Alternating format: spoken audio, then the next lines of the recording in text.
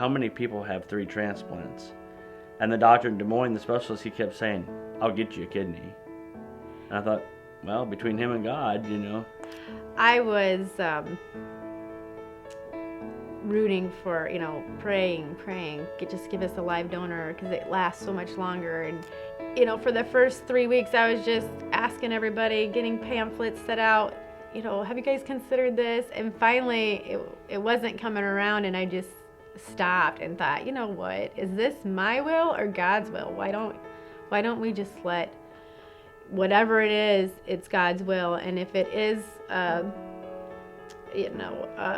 deceased donor kidney, God can make it work as long as he wants. We were on the cadaver list in Des Moines, Iowa Methodist, and they called us and said, we think we have a kidney for you. We're on our way to the transplant, and we had trouble with our car before that, but we just jump in it because we're so excited. We get halfway there and our car starts acting up. Luckily, we're in Perry. There's a car lot right there. I call them, they're like, just come in here, we rent cars. We pull in there, we get our rental car, and we're back on our way. John, so excited, we're in this different car, and I'm thinking, well, he's got the cruise set. I didn't look again, and pretty soon he's like, oh, there's a police officer back there, I wonder. So then we're getting stopped. But get through that, we get to the hospital, have the surgery.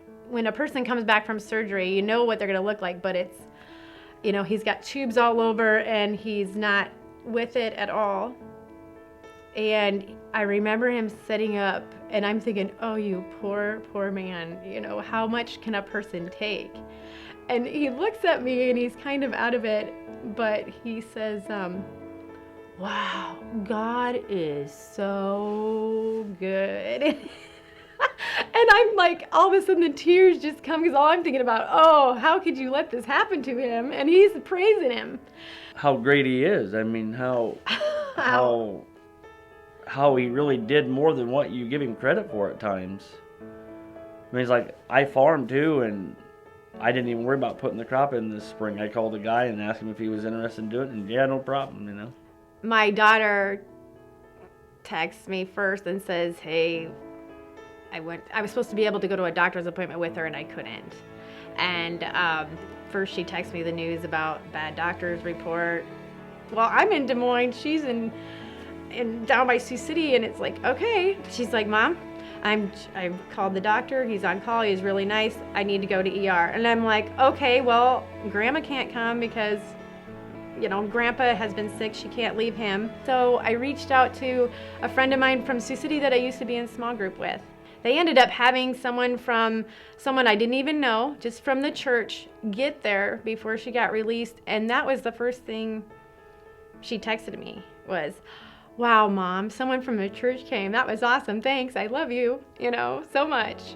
God has put people in my life to help me when I need help. And I have learned that we can't do it on our own. We need to reach out and ask for help. Let people help you, and they want to help you. Give them the satisfaction of knowing that they help somebody, because that will build them up too. I pray all the time now, thank you, God, for everything that you have given me and everything you haven't given me.